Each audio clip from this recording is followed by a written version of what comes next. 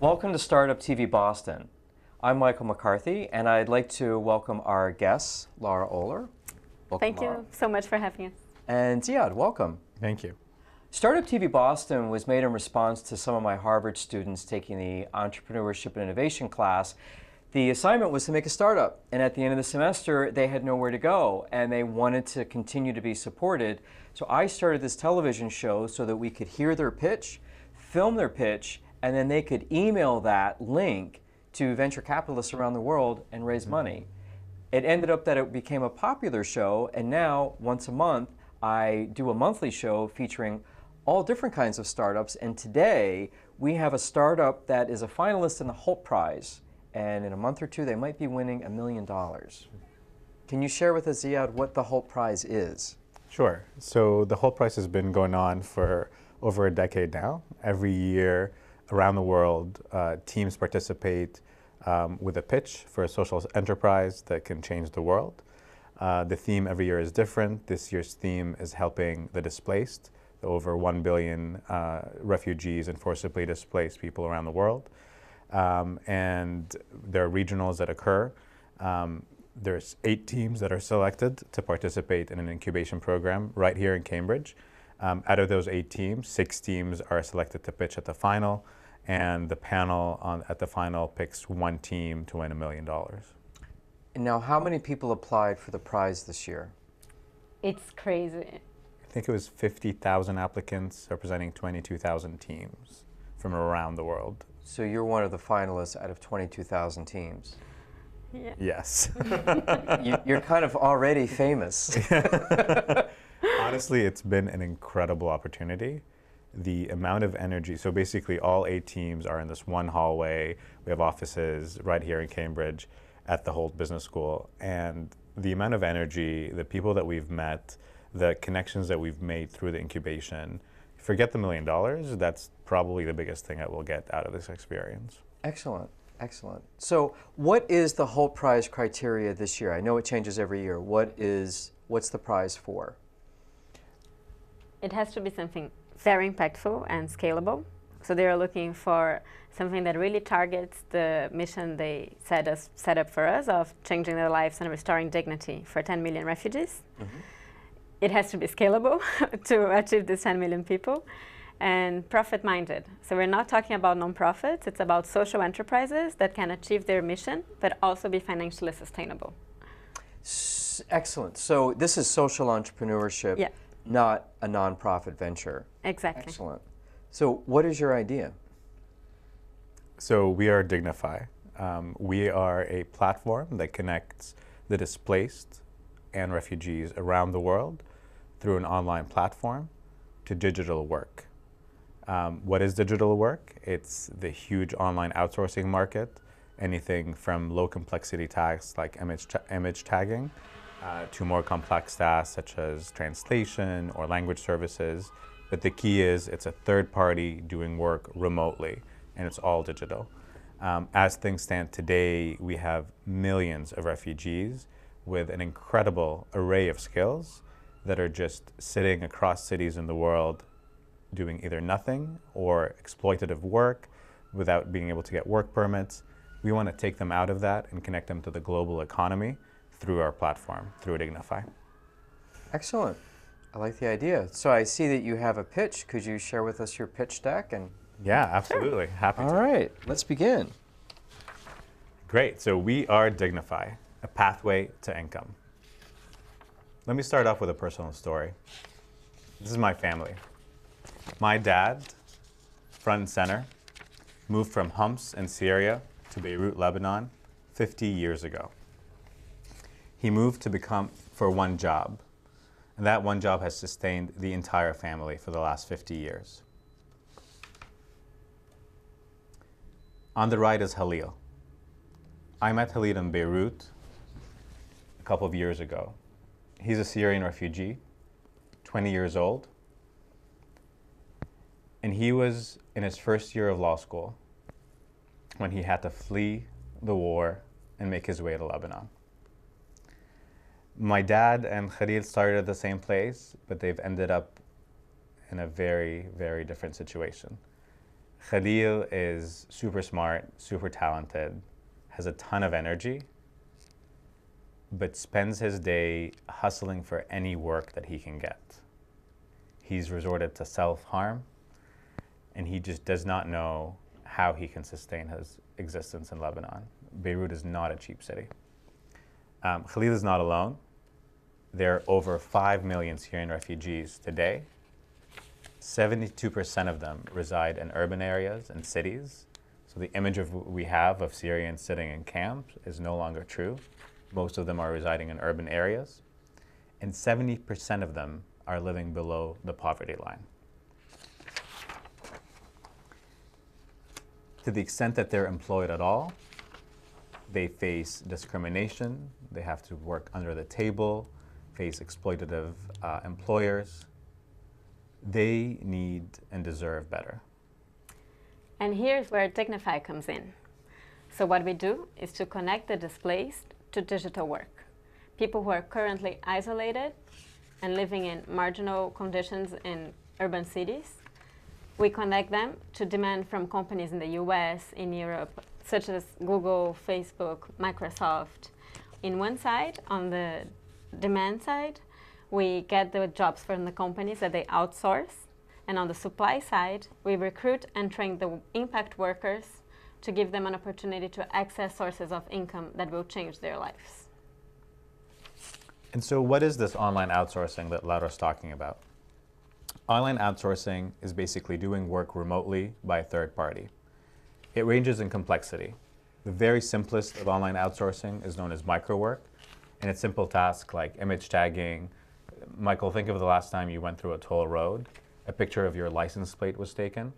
While there's artificial intelligence that can match your license plate to your registration with the toll road authority, if there's any smudge, there is no capability to recognize. And so there are currently millions of micro workers looking at license plates and making sure they're connected to the right person so that the toll is paid.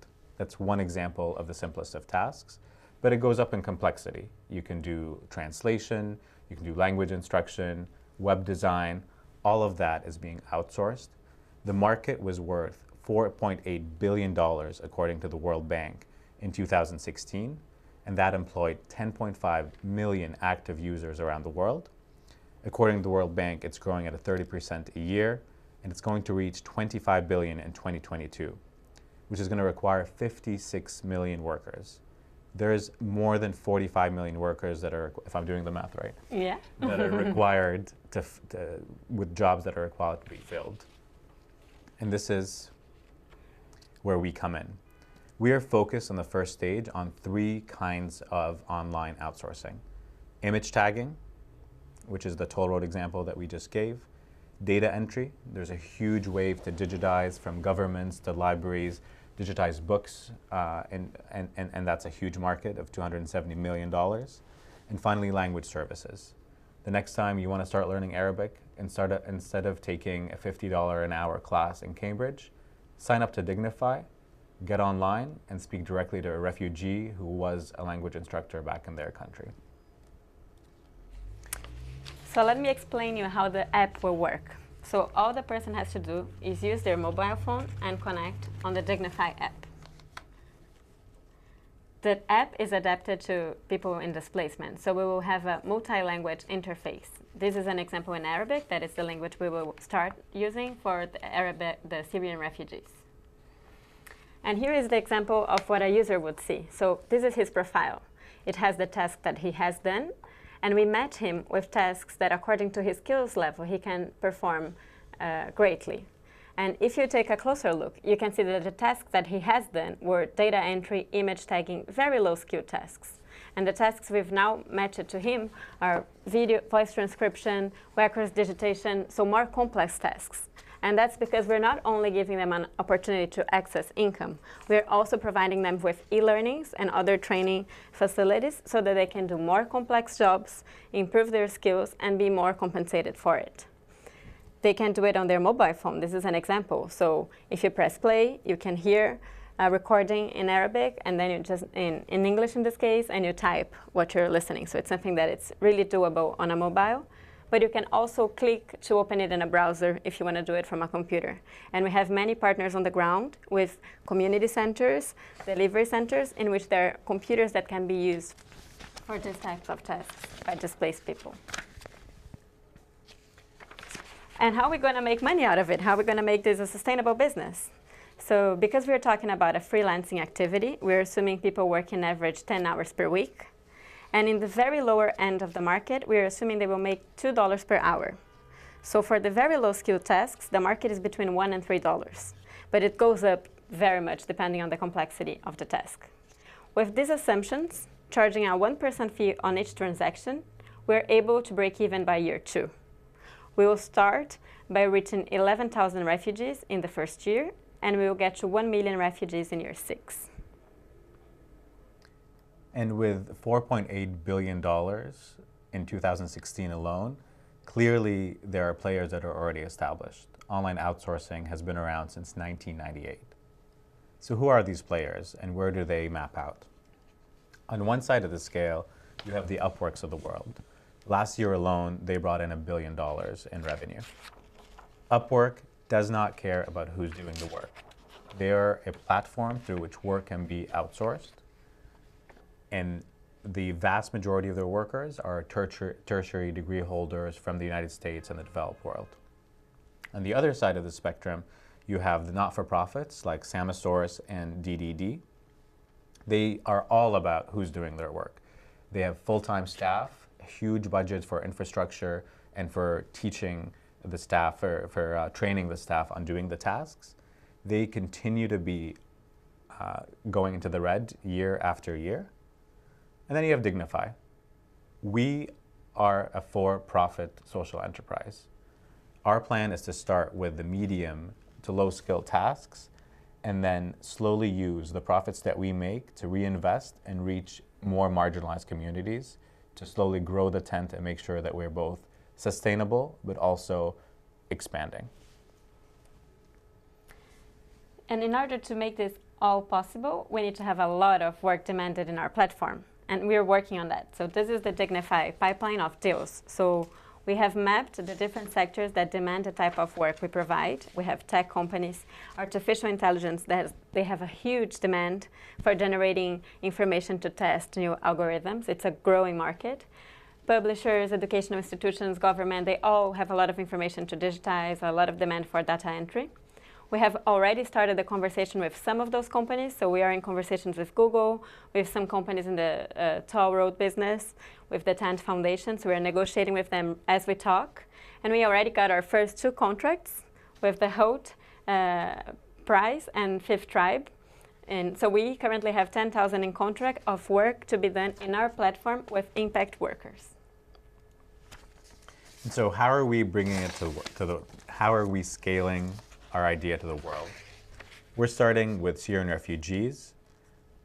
We are currently piloting the program in Greece, where through partners we've secured the work permits and all the authorizations, including a computer lab donated by the Greek government to test out the work that we've already contracted. We're going to Lebanon, Jordan, and northern Iraq to work with more Arab-speaking populations. And finally, we're stopping in Uganda to test this again, to test the work that we've done so far, our pilot, with a very different population. Most importantly, in each one of those locations, we have partnerships on the ground to implement. So in Lebanon and northern Iraq, we've partnered up with the World Food Program, who've been training workers to do exactly the kind of work that we want to get done. In Uganda and Jordan, we've teamed up with the IRC, who again have resource centers where they've been training people to do online outsourcing. And finally, we are teaming up with Pearson to provide online educational modules so people can learn how to do this. As a profit-seeking enterprise, we want to lower our costs. And so the more that we can deliver through modules prepared here with Pearson that's been cutting-edge online modules, the lower our own costs are. To make this all happen, we need the right team, and we have that team. Sarah worked in the United Nations and was on the ground between Afghanistan, Sub-Saharan Africa, and Liberia for 10 years. She knows our clients very well, and she knows how to customize the platform to their needs. She's not with us today because she's on the ground in Lesbos, running focus groups and running our first contracts on the ground. Laura and Marta both have dual business and Kennedy School backgrounds. Laura worked with the private sector at the IFC. Marta worked with at the World Bank, where she found that microwork is a solution for the lowest skill, lowest skilled. Is that, I don't know if that's grammatically correct, but I'm going to stick to that. And myself, I was an attorney for 6 years at Davis Polk in New York, and represented a number of refugees. And now I'm back at the Kennedy School to do just this, to work on impact. Come dignify the world with us. Excellent. I love it. I love it. So tell me a little bit more about your first 2 contracts. Can I get some more detail? Sure. So the first is with an educational institution, Holt themselves. So they basically, we obviously can't go to the details of the work that's being done because it's a confidential. We have a lawyer here. So Oh, that's right. He's an attorney. So it's confidential information, but it's exactly the kind of task that can be given out to a large number of workers. Basically, the one contract, if you wanted to do it in the US, would cost you, even if you were looking at minimum wage, somewhere between $10 and $15 an hour, depending on the city and state. We are doing the work for $4 an hour, which to the refugees that are getting the work, to our impact workers, is a lot of money. And so that's the one contract. The second contract is a web development contract. And so one of our many skilled impact workers used to be a web designer in Homs in Syria. And so now he's working with Fifth Tribe to design a website.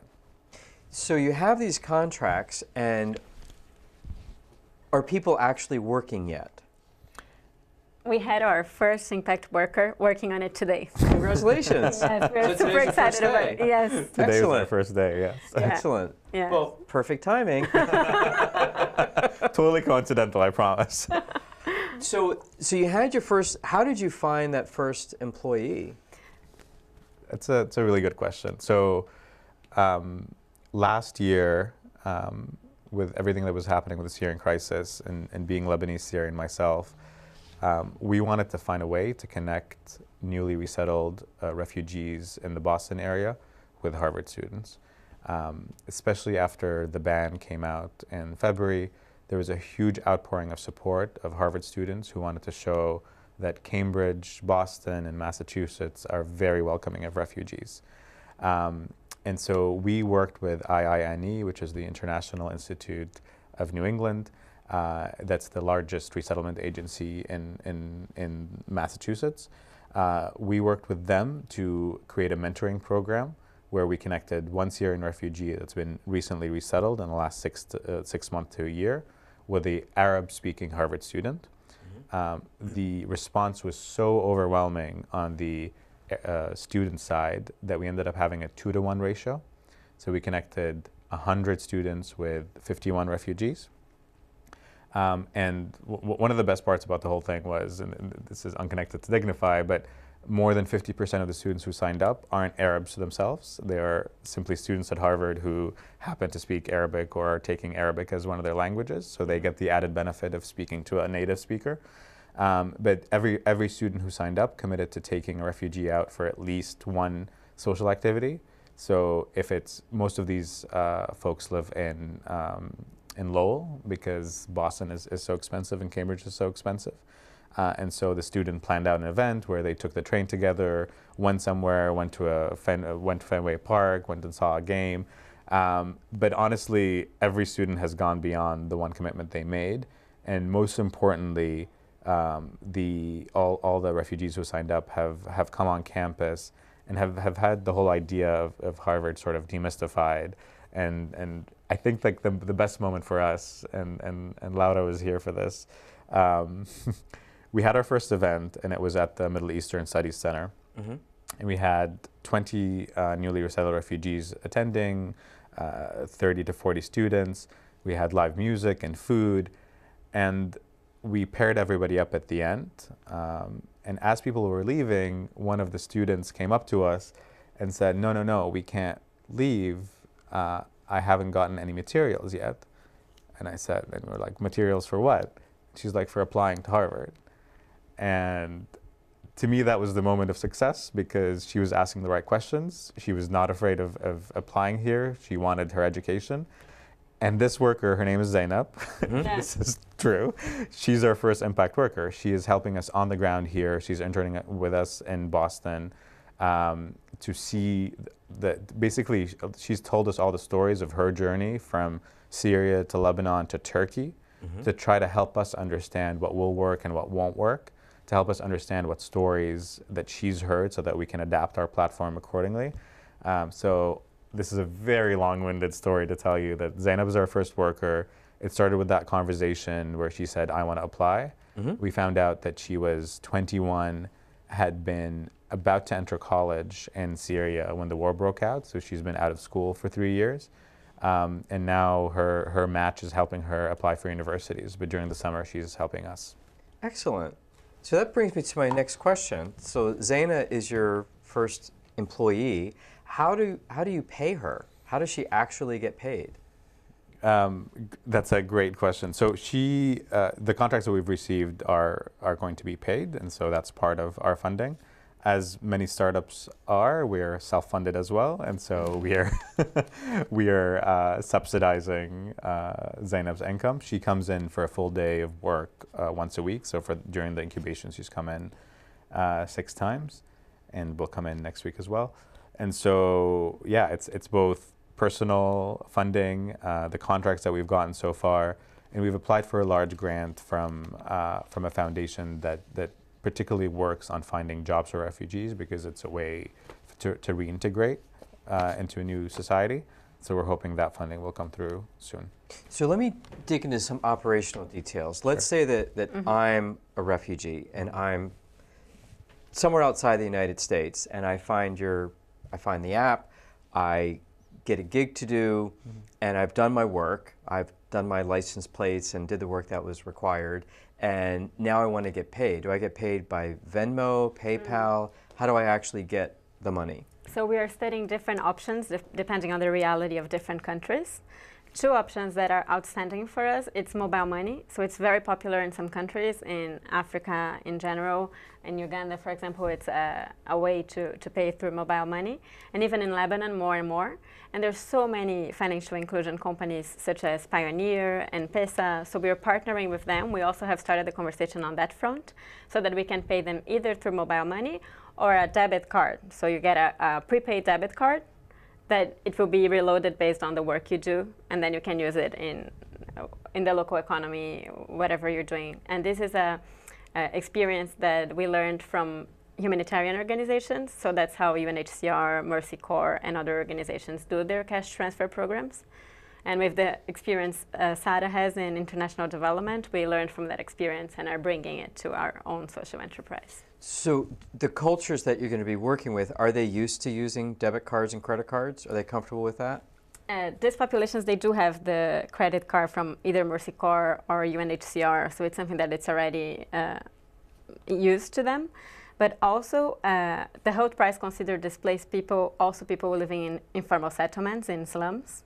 So we have the vision of a refugee that it's always pictured in the news, but actually we're talking about a very big market. And out of this big market of people living in informality, many of them actually have bank accounts. So whenever there are bank accounts or PayPal, whenever that's available, that will be an option. And we will customize it depending on the need for those who do not have a bank account or PayPal.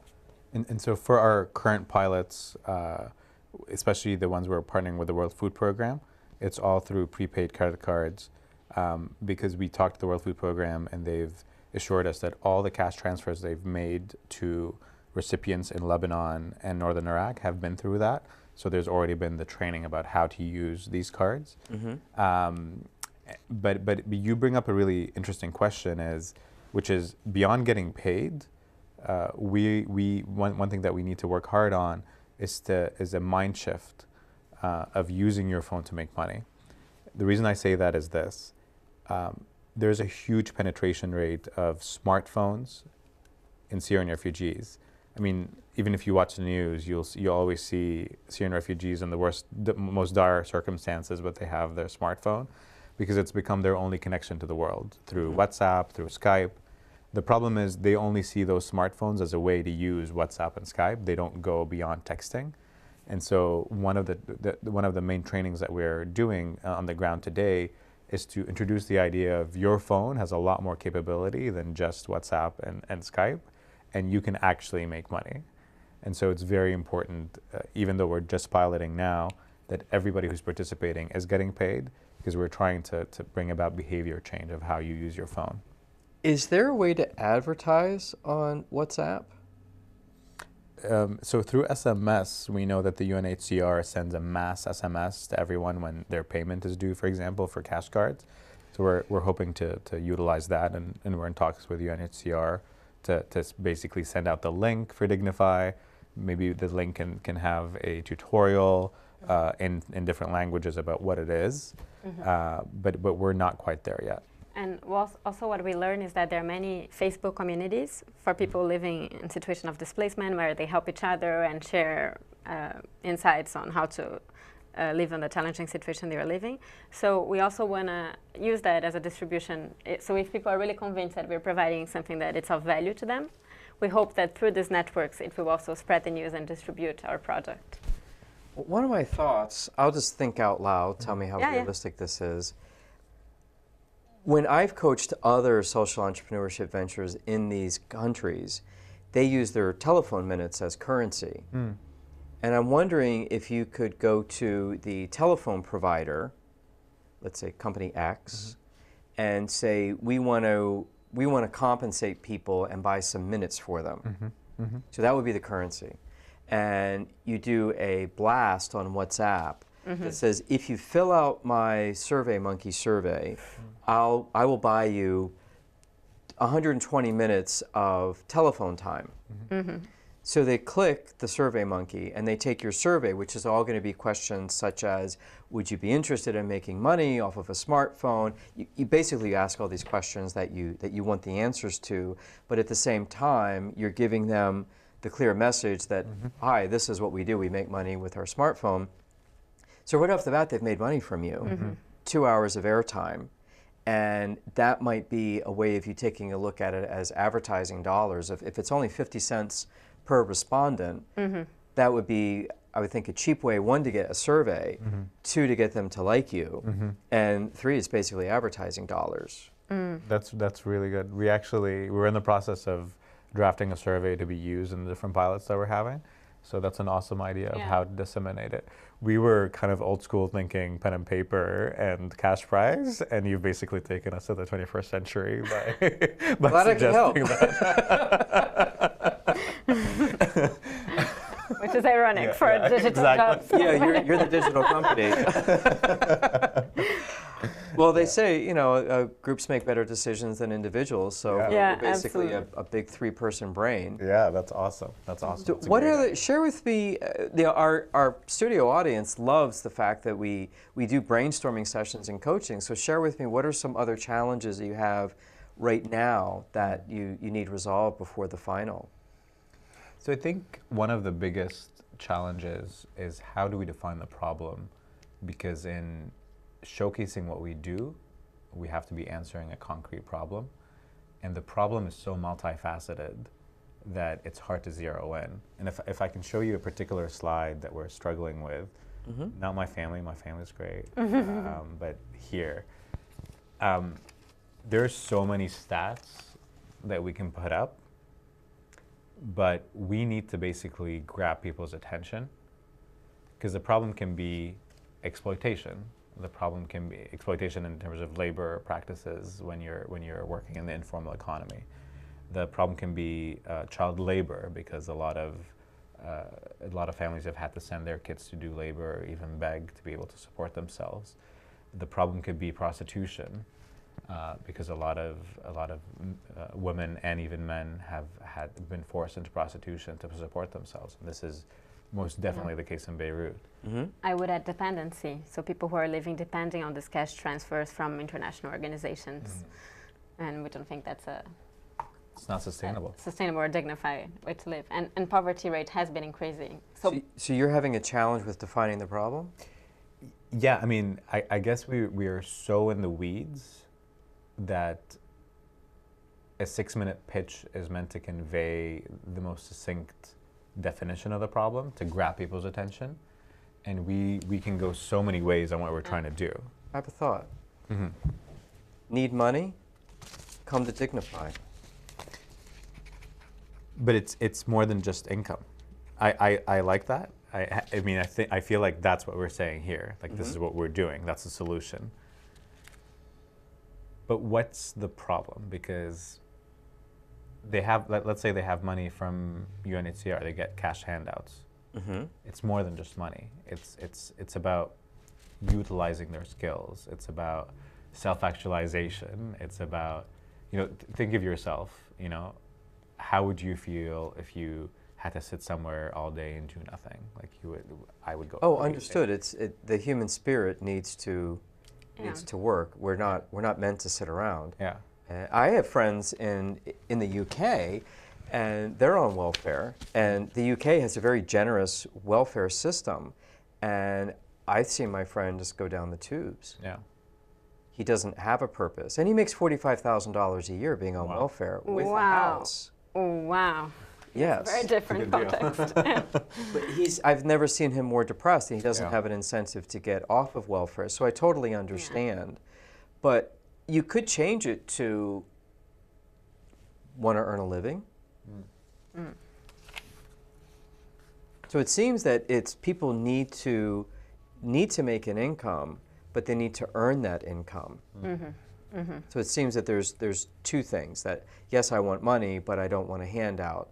And if it's earned, then your self-esteem and your dignity would raise up because of that. And one question, this way of targeting when I earn a living, we're targeting the impact workers. So because we're a platform, we always have to think on both sides, right? We were thinking how to make of this an opportunity for a call to action, for companies to understand that outsourcing is good for them because it's good for their business. It saves money because you don't need to have your staff doing work that is very repetitive and manual. But it's also a way to respond to a humanitarian crisis, the worst humanitarian crisis of our times. Well, you're hitting value on 3 levels. There's basically 3 value levers when you're selling something. The first value lever is increasing revenue. The second value lever is reducing cost. And the third value lever is increasing quality of life. So you could go to these potential employers and say, we have a trifecta solution for you. We can increase the revenue of your business by bringing you a low-cost solution that gives you high-quality work, and at the same time, you're increasing the dignity and self-esteem of people who are living in another part of the world where that $2, $3, $4 an hour is a large amount of money. So not only are you doing well, you're basically doing really an arbitrage play with a country that has a lower GDP. And you can say to them, don't feel guilty. You're not taking advantage of anybody. You're giving an opportunity, and you're not giving a handout because they don't want a handout. They want to be able to earn their money, and they want to earn a fair wage. They're just simply looking for the opportunity to do that. So basically, everyone can have everything that they want. I would probably include in your pitch that people don't want a handout, that they have pride. And part of the prize is to increase their dignity. Well, they already have the dignity. That's why they don't want the handout.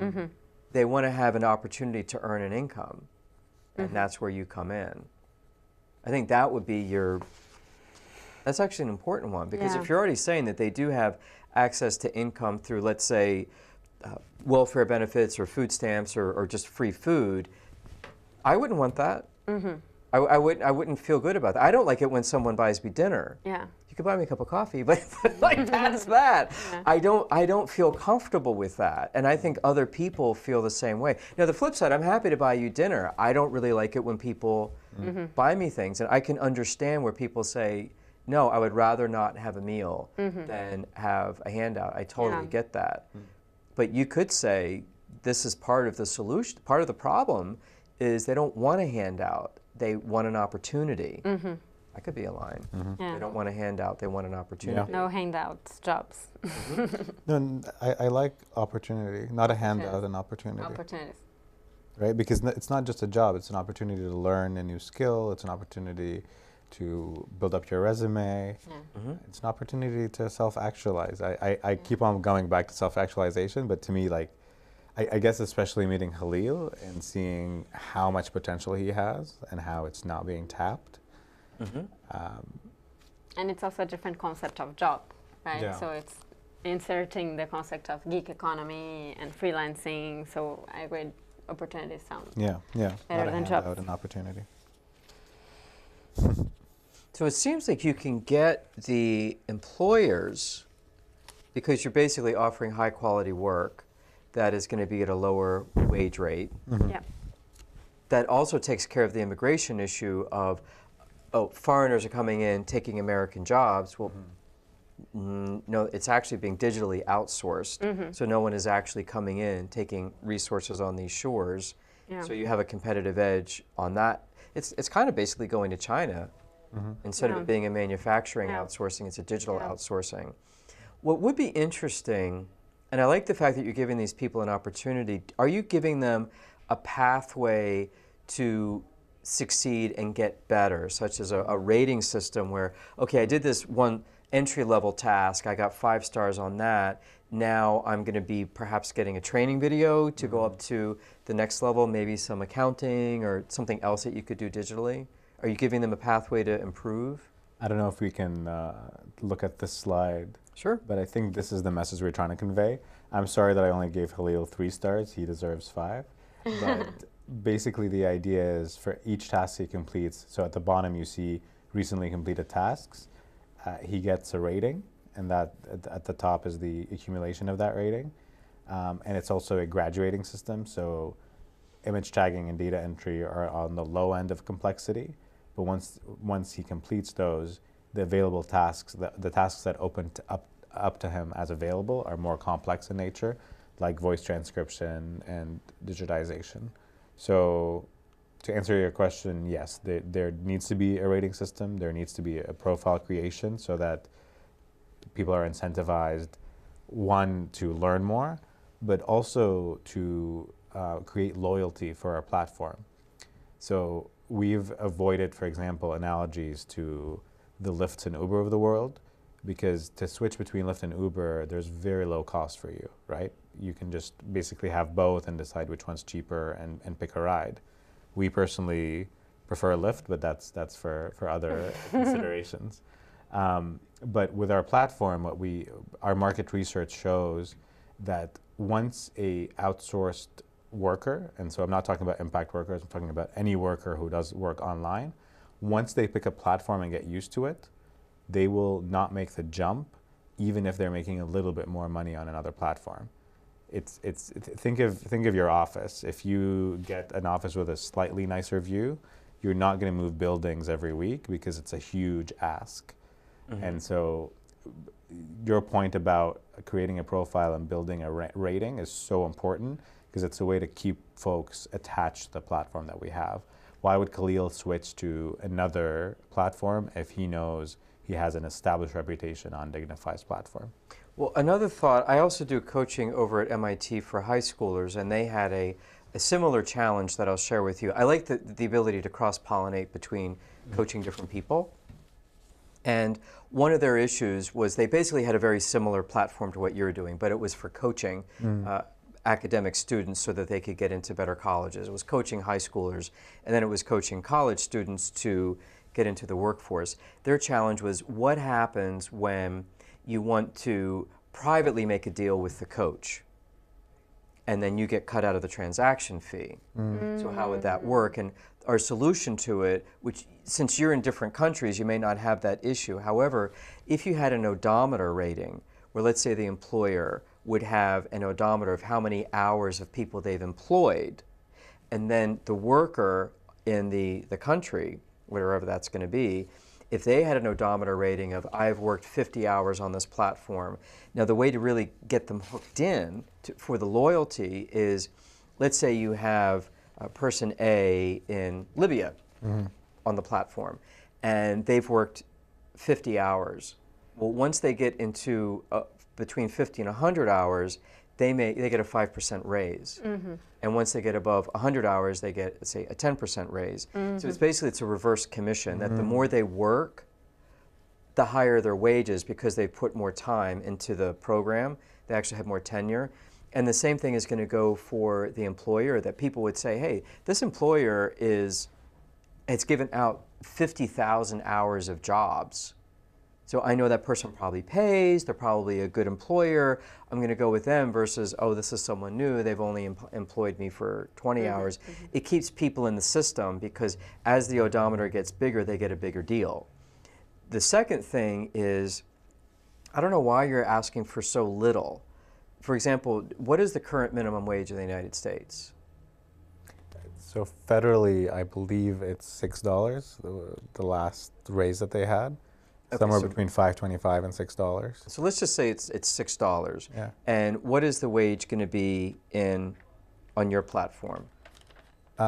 So we, I don't know if you want to take Would that. you say $1 to $3? Yeah, $1 to $3. Okay. But it might be more than that. We were just very conservative on our financial model. It won't matter. But it will be more, probably. So work with me on this. Let's say it's a $6 minimum wage in the United States, and you have someone coming in at $2 an hour. That's a $4 delta. That's $4 of profit that employer is getting, and you're only charging them 1%. So if that person is at $2 an hour, you're getting 1% of $2. Yeah. But the savings to the employer is $4. Yes. What if, two ideas, that the 1% transaction fee was on the savings, not the wage? Then you've doubled your income. Right? Yep. I have a Wall Street background. That's how we think. The other one, if you want a lot more money, is you could do a split. So let's say that Ziad is the employer on the platform, and he's getting a $4 profit, a $4 advantage by hiring one of these workers. Well, me as the owner of Dignify, I'm going to do an 80-20 split, that you keep 80% of that $4 savings, Dignify will keep 20%. But now when Ziad is employing 50,000 or 100,000 hours of people, now the split goes to 90-10. Now you keep 90% of the savings. So now they have an incentive to give out more jobs faster and stay within the system, so that they can get a higher cut. But now, instead of you taking only 1% of the $2 wage, you're now getting 10% of the $2 wage. So you're increasing your income by tenfold. Yeah, no, that's That's awesome. And very it could good be suggestion. 20-fold if someone's a new employer. And basically, you're saying you're already saving a ton of money. Yeah. We're bringing these people to you, and they're not paying benefits. They're not doing anything with health care. So you can tack that on to the savings as well. So I think you can make a lot more money. Instead of doing a transaction fee, I would do a profit sharing split. But we just need to make sure we know what's the benchmark to see what's the delta, right? So against what you're comparing. Right, in this case, we're saying 2 and 6, and 6 we're getting the minimum wage in the U.S. So I don't know, just thinking how to scale this, I just think we need to think which number to get, to calculate the savings. I think if you come up with a very fair formula of how much this employer is saving, you do a profit sharing on the savings. And I think it's very fair to say we'll do a 70-30 split if you're new, then we'll do 80-20 when you're bigger, then we'll do 90-10 when you're even huge. And when you're doing massive volume, still a 95-5 split is probably going to be more dollars in your pocket than a 70-30 with a new employer. But I think you can make a lot more money. I'm thinking along the lines of, when you shop on Amazon, it'll tell you you're saving 25% on this book.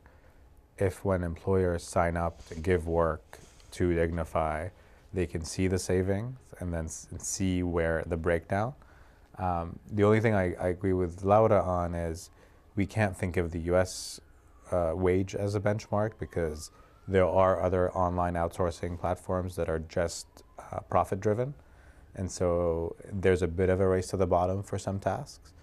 I'll give Upwork as an example. They don't actually source the work.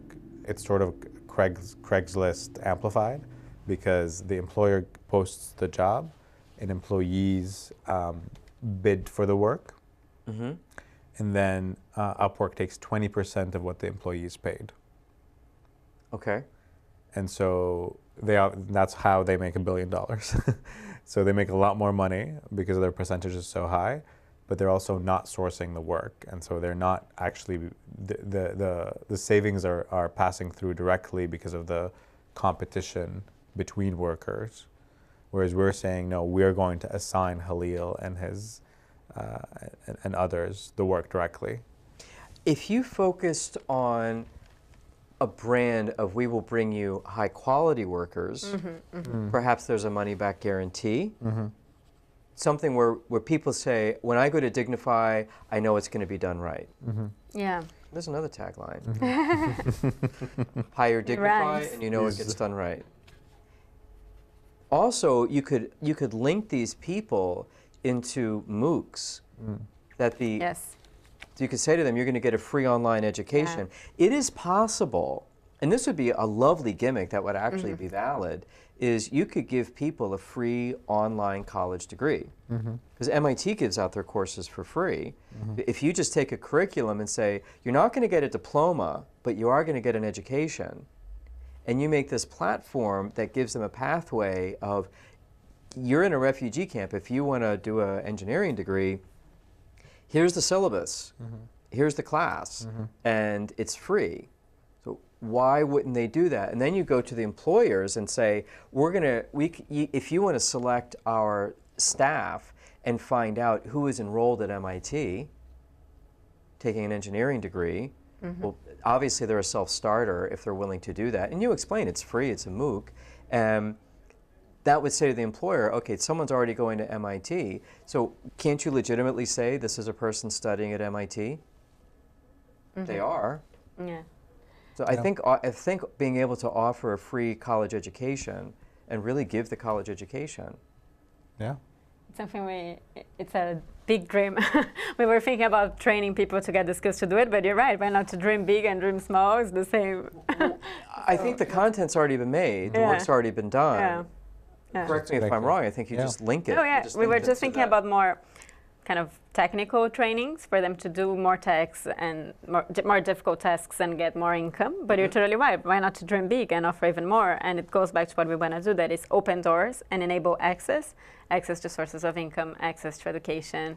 If I were on the employee end, if you could get me a pathway into the United States or a first world nation, France, Germany, whichever it is, and you said to the refugee, or the displaced person, okay, you're in Syria right now, or you're in Greece, doesn't matter, and I want to go to Germany. Well, here are the rules to get into Germany, and you give them the pathway of Germany wants this, this, and this, and then say, here's the pathway to getting there, and hook them up with German employers who would sponsor them. You could do the same thing in the U.S. If whatever their criteria is to get into the U.S., and that's always shifting around, you give them a pathway and an education so that they can groom themselves to qualify for that visa to come. And I think you get a lot of loyalty from the employees because you say, this isn't just a one-day job. You're actually working towards your future and getting out of the camp. That's very interesting, and I think it just reminds me of a conversation that Laura and I had in Karatepe, where we're just socializing the idea. This was very early days, and we're trying to think, what reaction would we get? And a consistent response we got was, we're more interested in actually doing this than the money that we would get paid. Especially the population we were talking to had food delivered every day, and they had these cash allowances. They were like, the idea that we can learn how to use the computer and the mobile to make money and the skills that requires, that's more interesting to us than getting the $2 an hour. And so your point is very, very well taken. You bring up another interesting thought that they're willing to do this for free in the beginning, just to have the experience. What if you offered that to the employer, that each person you hire will give you 1 day free work to test drive them, see if you like them. So everybody likes free. Yeah.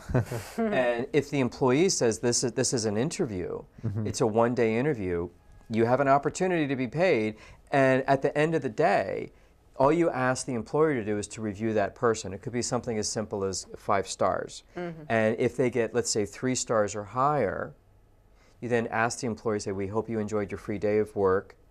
You're more than welcome to pay them the $2 an hour that this would have been market rate, if you like. Or hire them for a next job. Or hire them for the next job. Give them an opportunity to pay for it. And it wouldn't be a tip.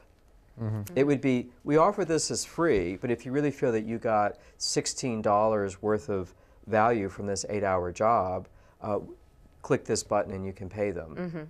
Or you could keep your free thing, whatever you like. But we would ask you to consider this person to be hired. But at least the person gets a free rating. No, that's exactly right. Good marketing tips. We like those. We like those. So what other challenges are you having? We have about 10 minutes left in the show, so I'd love to see what else we could do to get you closer to that. Yeah, we need it. I think the conversation evolved and we ended up tapping on the challenges. So one of the challenges were how to get the employers. And naturally we went into that, so that's super helpful. Yeah, absolutely. That's one of the things we were struggling, how to convince the employers to use our service. Could you get someone that would really be on your side, like Oxfam or the World Bank, to Yeah, we are in consider? conversations already with the World Bank and with other NGOs as well to want to have a learning exchange. So these are organizations that are operating in the context we were going to for a long time, so they know a lot about these populations, their needs and all of that, but also to, in a way, get their stamp of approval that what we're doing is actually restoring dignity and all of that. And if we can have high quality, attractive prices, and on top of it, a social impact, we don't see why employers wouldn't like to do the work with us instead of using another platform. But it's also always a chicken and egg, because you need to build everything together. So that I think it's the other challenge, how to bring all the pieces together at the same time for it to actually come true. Now, another question, this is going to be going towards the people who would be doing the actual work. And this may sound a little bit strange, but have you interviewed enough people and asked them the very simple questions? Do you want to work? Do you want to work with a smartphone? Do you want to work digitally? If we brought this to you, are you interested in it? So we were for 2 weeks together in Greece. We started having these conversations, but it was earlier stage. And that's exactly what we're doing now when we're going for the pilots. So we're going to Uganda, to Lebanon, to Jordan, to Iraq. And these are the questions we're making. And more than making the questions, we're trying it out. So we're giving them work to see, do they have the skills to do it? Do they want to do it? And will they be able to finish? And how long does it take to finish? So we're actively right now focusing on those very questions in our... And have you gotten any preliminary responses? I mean, I can say for the Greek pilot, we had 20 slots open for impact workers. And I think there were more than 60 applicants. Folks like rushed. We have a partner on the ground, Movement on the Ground is what they're called. That's an NGO that runs the facilities there, and they help people make resumes. And so we had a huge influx of people who wanted to do this. Obviously, for our first pilot, we had to limit it to 20. But the interest is definitely there. And I wish I could show you their CVs, because it was for us such a reminder of why we're doing this. People with so much talent, and all they need is an opportunity. So they're eager to learn. They're isolated in this island. They don't know their future, how it's going to be. They have been through so much. They have lost so much. And then when we put names and faces into it, and we're looking at the CVs of people who are just looking for an opportunity, then we remind ourselves why we're doing all of this. Now, how many weeks away are you from going to the United Nations for the final competition? So today is the 3rd, so 6 weeks. 6 weeks. Between now and the next 6 weeks, could you get a minimum viable product, like actually get at least 10 employees and get them paid, so that you could actually show those transactions in your pitch deck? Absolutely. What we're doing is breaking down the assumptions. We cannot try everything at the same time. So for sure, we're trying the work out. with impact workers in all these different countries.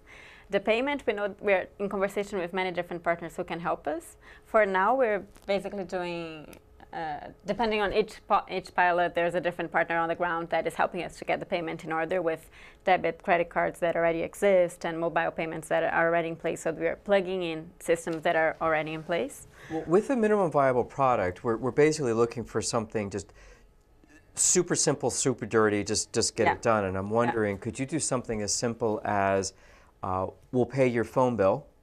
Just tell us what your account number is, and we'll pay your Verizon bill or whoever your provider is in that country. So that's one way to pay them, is you pay the phone bill. And the second one is, could you do something really easy, like you had brought up the idea of translation. Let's say an Arabic speaking buddy, just have a FaceTime call that, okay, for an hour, we're going to put you in touch with some student in the United States or France or Germany, wherever the host country is going to be, and you're going to do a language tutoring, and then we're going to pay your phone bill as your compensation. Could you do something literally as simple as that? Because I know that you may not have time to get the app all up and running, but you don't really need the app. No. What you need is the person to have the job, do the job, get paid, and then make sure that both sides take the interview.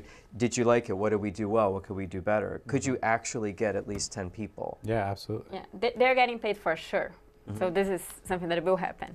That's one possibility that we need to look more into on how to actually make the payment. But we are working with partners on the ground to use systems that are already in place. I think again, I'm thinking the quick and dirty, paying someone's phone bill is probably going to be easy. That you just get their account number and call up the phone provider and say, hi, can I pay their bill? You might be able to do that. The other one is asking who in these camps already have Venmo or already have PayPal. You only need 10 people. My guess is someone's got a PayPal account that you could wire money to, or a Venmo account, which is even easier. But I think what's really important for you against the other competitors is to say, it's happening. We've already done it. And to be able to get the feedback of, oh, this is what we heard. They really don't like being paid by Venmo. They really prefer PayPal or whatever. To be able to go out and say that we've actually done this, and here is some surprising bad feedback we got and some surprising good feedback that we got, that would really make it much more real, as opposed to this is a really cool idea that should work. Because I've done 7 startups, and they all should have worked. But for some reason. But yeah, I think you're close enough, and this can be done low tech enough, where I would encourage you to go out and do it and start paying some employees. Definitely look into it. Yeah, that's a great idea. Excellent. So in 6 weeks, we're going to know if you're millionaires or not. And since you're local, you're all living in Boston, still going to Harvard. Yeah. How many years left do you have? I only have 1 year left. So this is your last year here? 2 years. So between now and, let's say, the next 2 months, 3 months, could I have you back on the show to get an update? And could I get a commitment from you that whether you win or not, you're going to continue to do this?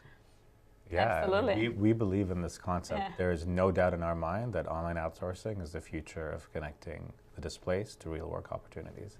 So yeah. We want to make this happen. Excellent. Excellent. Thank you for being on the show. Thank you so much for your time. And we'll see you next time. Absolutely. Thank you so much. Take care, everyone. Thank you.